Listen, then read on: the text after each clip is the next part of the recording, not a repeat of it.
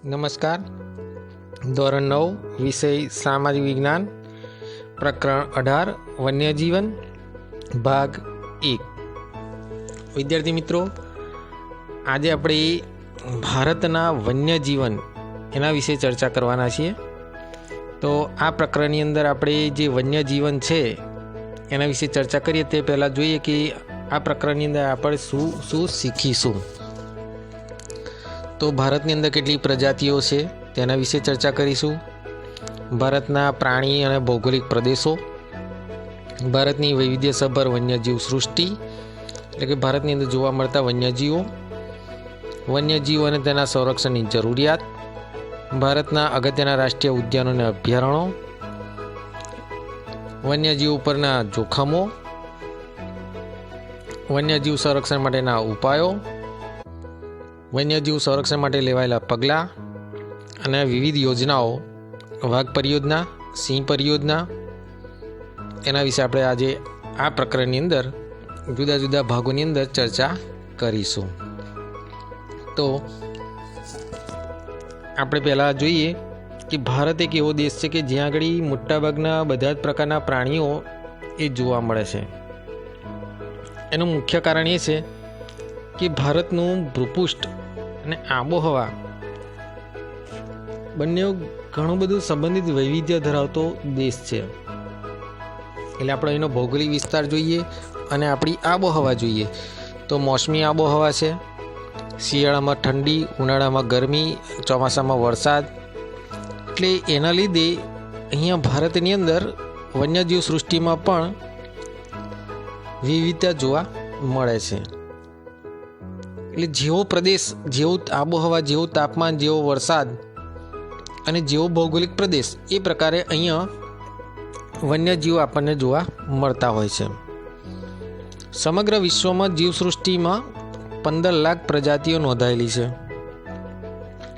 જે પૈકીની 81,251 જેટલી પ્રજાતિઓ ભારતમાં જોવા મળે છે. ખાલી જગ્યા ટૂંકા પ્રશ્ન ખરા ખોટામાં પૂછાય કે વિશ્વમાં જીવસૃષ્ટિની કેટલી જાતિઓ છે તો 15 લાખ. ભારતમાં કેટલી પ્રજાતિઓ, વન્યજીવોની પ્રજાતિઓ છે તો 81,251. જેમાં જોઈએ તો પક્ષીઓ, સરીસૃપો એટલે પેટે ચાલનારા, સાપ છે, મગર છે, ગિરોળી છે, ઉભયજીવી પ્રાણીઓ, હાથી છે, વાઘ છે, ચિત્તો છે, એ બધા ઉભયજીવી પ્રાણીઓ, સસ્તન પ્રાણીઓ, માછલાઓની જાતો, કીટકો વગેરે આ બધું જોવા મળે છે. આ ઉપરાંત જોઈએ કે દેશના વિવિધ પ્રકારોના જંગલોમાં વસતી વન્યજીવ સૃષ્ટિની ઓળખ માટેના સંશોધનો પણ ચાલુ છે. એટલે હજુ પણ ઘણા બધા વન્યજીવો એવા છે કે જેની આપણે ઓળખ કરી શક્યા નથી, તો એના માટેની સંશોધન પણ ચાલુ છે. ભારત જૈવ વિવિધતાની દ્રષ્ટિએ વિશ્વની અંદર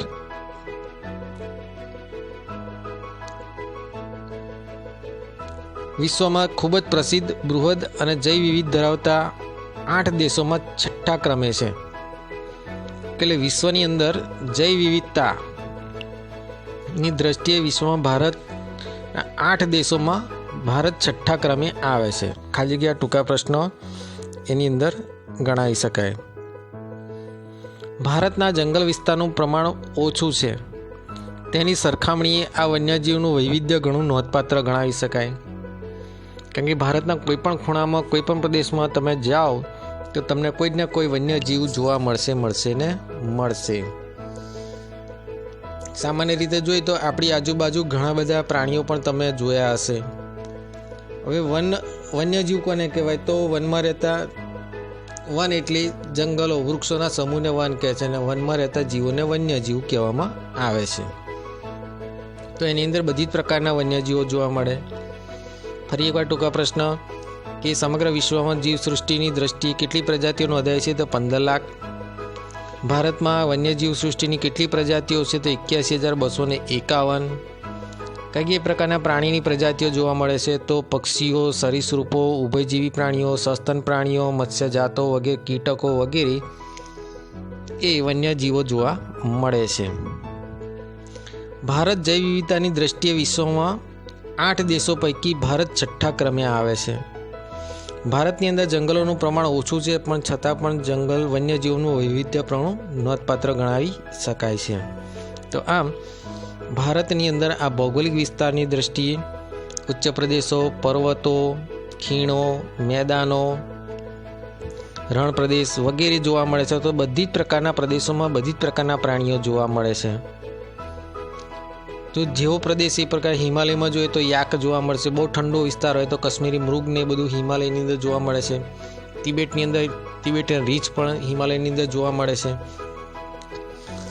તો આ પ્રકારે જે પ્રકારે જંગલો છે એ પ્રકારે આપણને ત્યાં આગળ જોવા મળે છે. રાજસ્થાનના રણની અંદર જોઈએ તો વરુ છે, રણની બિલાડી છે, ઘોરાડ છે, એવા પ્રાણીઓ ત્યાં આગળ જોવા મળશે.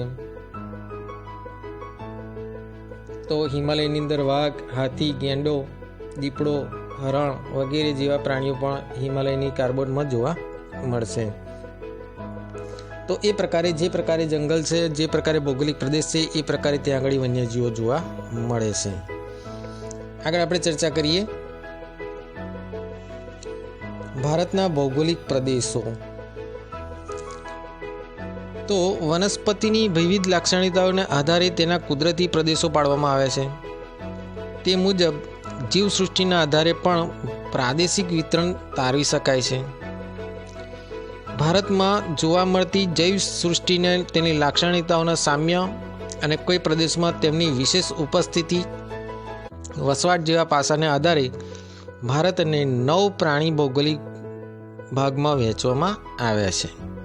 ફરી ટૂંકો પ્રશ્ન કે ભારતના કેટલા પ્રાણી ભૌગોલિક ભાગમાં વહેંચવામાં આવે છે? તો 9 ભાગ. તો આ 9 ભાગની આપણે જોઈએ તો કયા કયા 9 ભાગ છે? તો એક હિમાલય પ્રદેશ, 2 લદ્દાખ અને શુષ્ક ક્ષેત્ર, 3 હિમાલયનું વનાચ્છાદિત નીચલું ક્ષેત્ર, 4 હિમાલયના વનસ્પતિ વહીન ઊંચા ક્ષેત્રો, 5 ઉત્તરનું મેદાન, 6 રાજસ્થાનનો રણ પ્રદેશ, 7 દ્વિકલ્પીય ઉચ્ચ પ્રદેશ, 8 સમુદ્ર કિનારો અને 9 નીલગિરીની પહાડીઓ. આમ 9 ભાગની અંદર આ ભારતના ભૌગોલિક પ્રદેશોને વહેંચવામાં આવ્યા છે, વન્ય પ્રાણીઓને વહેંચવામાં આવેલા છે. તો હિમાલય પ્રદેશ, હિમાલયની અંદર 4 ભાગની અંદર એના ક્ષેત્રો વહેંચાયેલા છે. હિમાલય પ્રદેશ, લદ્દાખ અને શુષ્ક ક્ષેત્ર જે સૌથી ઊંચું ક્ષેત્ર છે ત્યાં આગળ, તરાઈના જંગલો, વનસ્પતિ વિહીન ઊંચા ક્ષેત્રો, ઉત્તરનું મેદાન, રાજસ્થાનનો રણ પ્રદેશ, દ્વિકલ્પીય ઉચ્ચ પ્રદેશ, સમુદ્ર કિનારો અને નીલગિરીની પહાડીઓની અંદર જુદા જુદા પ્રકારના પ્રાણીઓ એ જોવા મળે છે. તો આજે આપણે આ ભાગની અંદર આટલી ચર્ચા કરી. ભાગ 2 ની અંદર આપણે ભારતની વૈવિધ્યસભર વન્યજીવ સૃષ્ટિ વિશે ચર્ચા કરીશું. તે પહેલાં અહીંયા ખરા ખોટા, ટૂંકા પ્રશ્નો, ખાલી જગ્યાઓ અને સવિસ્તાર પ્રશ્ન એની આપણે થોડી ચર્ચા કરી લઈએ ફરીવાર. તો આપણી આજુબાજુ તમારે એક કામ કરવાનું કે તમારી આજુબાજુ જે કંઈ પણ વન્યજીવો તમને જોવા મળે એની નોટની અંદર નોંધ કરવાની, કે જેથી કરીને આપણને ખ્યાલ આવે. આપણા પાલતુ પ્રાણીઓ, વન્યજીવો 2 પ્રકારના છે, પાલતુ પ્રાણીઓ અને હિંસક પ્રાણીઓ. તો આપણા પાલતુ પ્રાણીઓ કયા કયા છે, તમે કયા ભૌગોલિક વિસ્તારમાં વસવાટ કરો છો એની પણ તમારે નોંધ તૈયાર કરવાની, કે અમે મેદાની પ્રદેશમાં કે સમુદ્ર કિનારે કે ભારતના કયા ભૌગોલિક વિસ્તારની અંદર વસવાટ કરો છો, તમારું આબોહવા, વરસાદ, તાપમાન એ કેવા પ્રકારનું છે અને કેવા પ્રકારના પ્રાણીઓ જોવા મળે છે, કેવા પ્રકારના વનસ્પતિ છે અને કેવા પ્રકારના વન્યજીવો છે. તો સામાન્ય રીતે આપણે આજુબાજુ જોવા જઈએ તો આપણા જે વિસ્તાર છે એની અંદર તો કૂતરા સામાન્ય રીતે જોવા મળશે, વાંદરા આપણને સામાન્ય રીતે જોવા મળશે, ગાય, ભેંસ, બકરી, ઊંટ, ઘોડો, ગધેડો, એટલે કે મોટાભાગના સામાન્ય. પછી પક્ષીઓમાં જોઈએ તો કાબર, કોયલ, પોપટ, કબૂતર, કાગડો. તો આપણા ભૌગોલિક વિસ્તારની અંદર આવા બધા પ્રાણીઓ અને વન્યજીવો આપણને જોવા મળતા રહેશે. તો આપણે એની એક યાદી તૈયાર કરીને આપણે એના વિશે આપણે નોંધ તૈયાર કરવાની. તો ફરી એકવાર આપણે ટૂંકા પ્રશ્નો જોઈ લઈએ કે ભારતની અંદર, વિશ્વની અંદર 15 લાખ જેટલી પ્રજાતિઓ વન્યજીવ સૃષ્ટિનું નોંધાય છે. ભારતમાં 81,251 જેટલી નોંધાયેલી છે, જેની અંદર સરીસૃપ સાપો પણ તમે જોવા મળતા હશે આજુબાજુના ભાગોની અંદર. ઉભયજીવી પ્રાણીઓ, સસ્તન પ્રાણીઓ, મત્સ્યની જાતો, માછલાની જાતો પણ તમે નદી કિનારે છે હોય કે તળાવની અંદર હોય તો માછલાની જાતો પણ તમને જોવા મળશે. ભારતની અંદર 9 ભાગની અંદર વહેંચાયેલા છે ભૌગોલિક પ્રદેશ વન્યજીવોના. હિમાલય પ્રદેશ, લદ્દાખ અને શુષ્ક ક્ષેત્રો, હિમાલયનું વન આચ્છાદિત નીચલું ક્ષેત્ર, હિમાલયના વનસ્પતિ વહીન ઊંચા ક્ષેત્રો, ઉત્તરનું મેદાન, રાજસ્થાનનો રણ પ્રદેશ, દ્વિકલ્પીય ઉચ્ચ પ્રદેશ, સમુદ્ર કિનારો અને નીલગિરી પહાડીઓ. તો આજે ભાગ 1ની અંદર આટલું. ભાગ 2ની અંદર આપણે ભારતની વૈવિધ્યસભર વન્યજીવ સૃષ્ટિ વિશે ચર્ચા કરીશું. જય હિન્દ, જય ભારત.